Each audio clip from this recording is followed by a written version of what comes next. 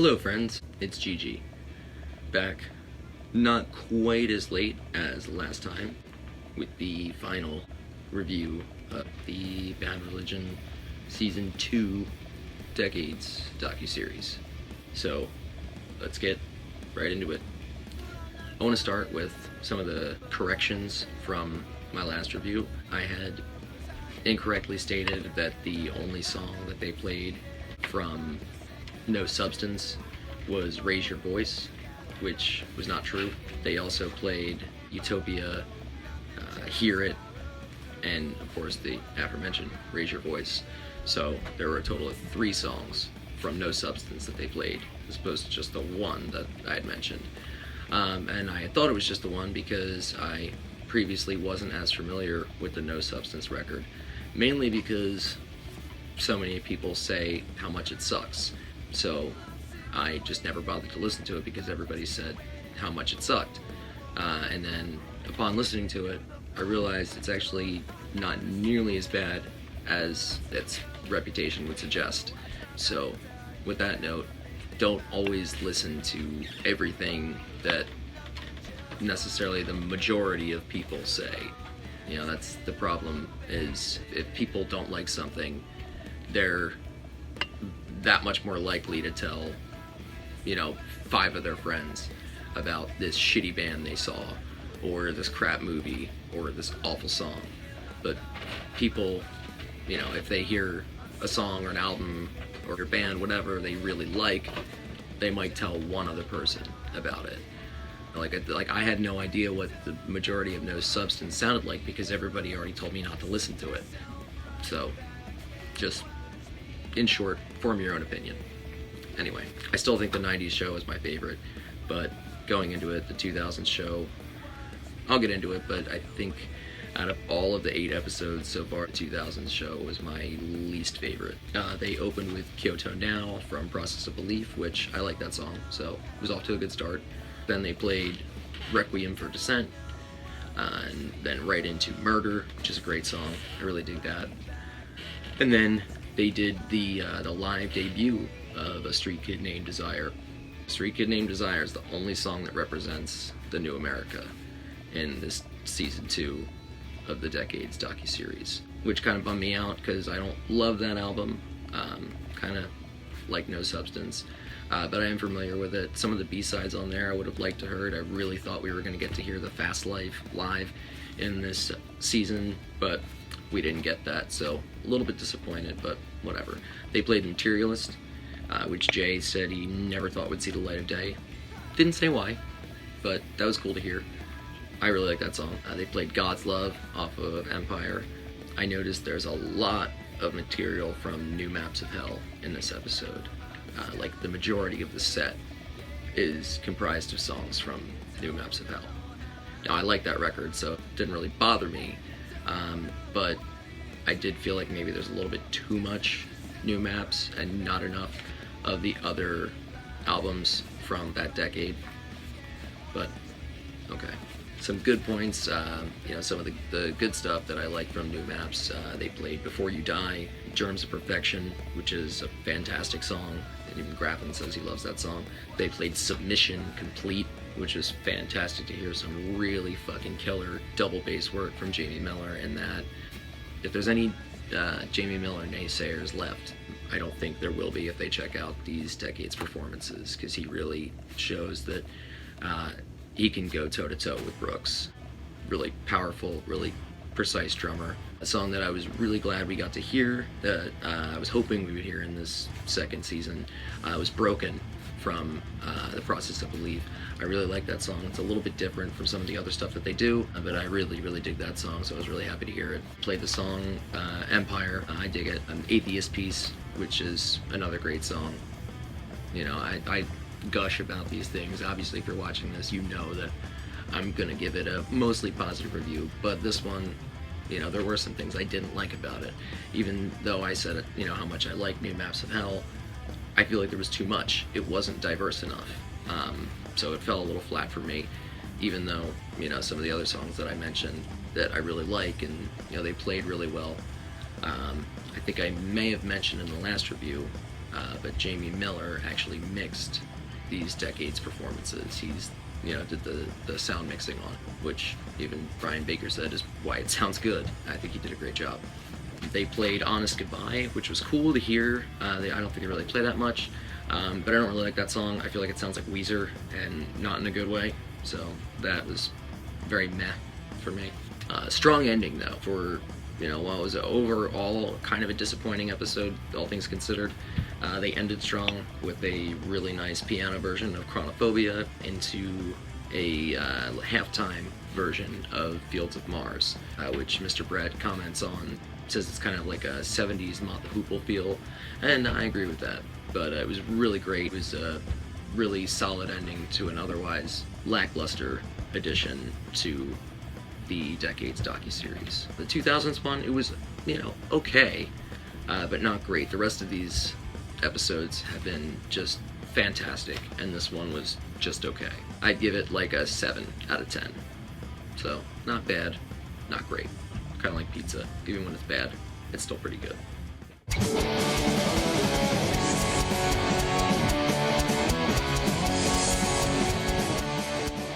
Alright, moving right into the 2010s now. I mentioned several times in both my previous reviews, the interview segments are a highlight of this series. With each one are some of the most interesting parts of this whole series. Some of it's very interesting, some of it's very funny. The anecdotal stuff is great for longtime fans to see the members interacting. The 2000s episode opens with Brian and Jamie talking about their pandemic routines. Brian really loves living in New Jersey. He tells a funny story about why you should never grow tomatoes if you live in New Jersey, because someone does it better, and he tells it better. Check it out. It's worth it. The shows are up until the end of July, so you still got time to check them out. I hope to be able to share them with some people on here, but Epitaph blocks it, and I know I shouldn't be illegally uploading it, but whatever. I like to share this shit with you guys, because we're all fans, right? Anyway, back into the review. Another interesting part of the interview segments is with Jay and Mike Dimkich, who I like now after this series. I shouldn't have called him a chewing camel in my first review. I like him now. He talks about how the first song he ever played with them was The Past is Dead, which is what they happened to open this episode with, which great song from True North. It was really cool to hear live. That was Dimkich's first song he ever played with Bad Religion. The first note he says was like a Johnny Thunders. So it was cool him talking about that. He was saying how in his first show it was like a radio show, which is like a festival, and I think he says Watch It Die was on the set list, and it was funny because he said to Jay, he was like, Jay, I don't know this one. He was like, what, you don't remember it? He's like, no, I never heard it before. And he said it was like a gig mare, compared it to Saving Private Ryan, the guys in Omaha Beach, I think he said, so it was pretty funny. He tells another interesting story about his glasses falling off one of his first shows, and he was afraid that Graffin's huge fucking feet were gonna crush them and it would just be over. So really funny, good stuff. I liked it like I did in all the previous episodes. When they're going over The Past is Dead, like I said, it's the first song they played. It's cool to see Jamie and Graffin and Brian and Jay all working out the harmonies. It's another reason why I like the rehearsal section so much. The rehearsals and the interview segments are a highlight of this series. They kind of give you some more insight into the songs, into the band members, and it's just good shit. One thing I've noticed is the opening credits songs for all of the episodes are always great songs. And the 2010s episode is no exception, but I noticed they never play any of the songs that you hear in the opening credits for these episodes. The opening song for this final episode is Vanity from the True North album, which is a fantastic song. I would have loved to hear them tackle that live, and we don't hear it. It's like I mentioned, I would have liked to hear The Fast Life in the episode before this, which is the credits song for the Season 1 2000s episode.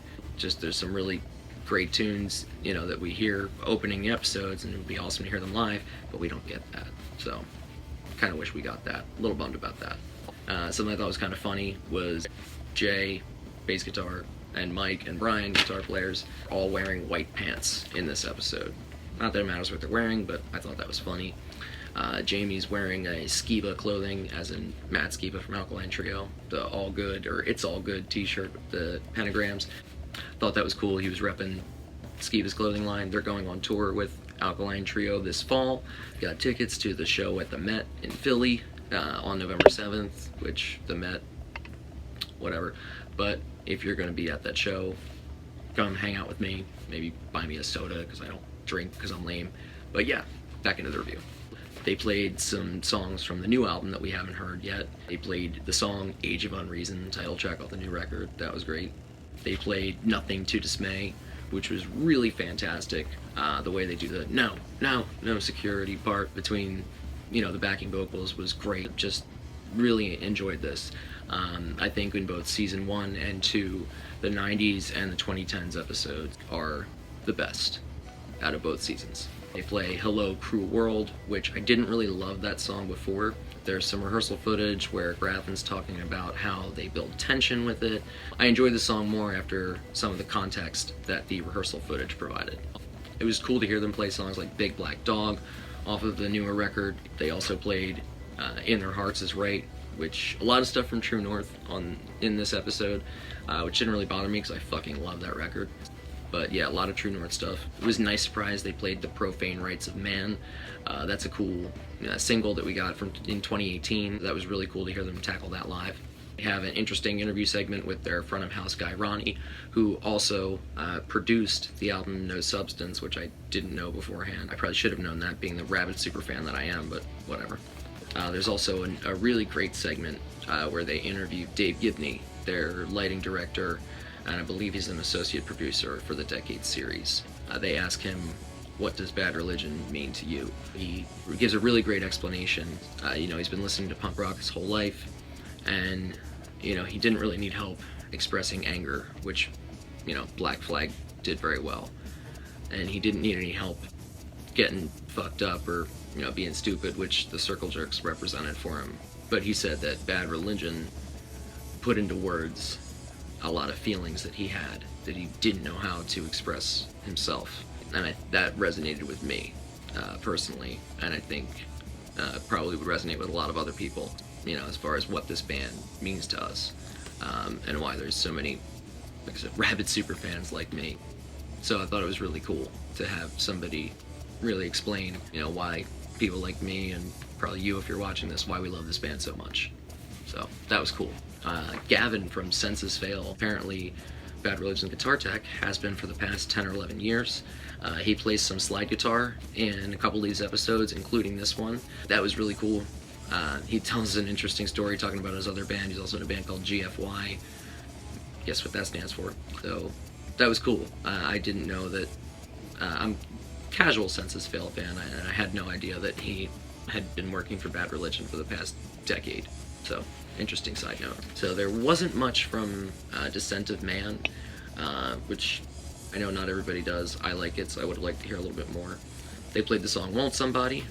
The songs they did play from The Descent of Man, like Meeting of the Minds and The Devil in Stitches, were really, really good. The performances in this episode are just fucking spot on.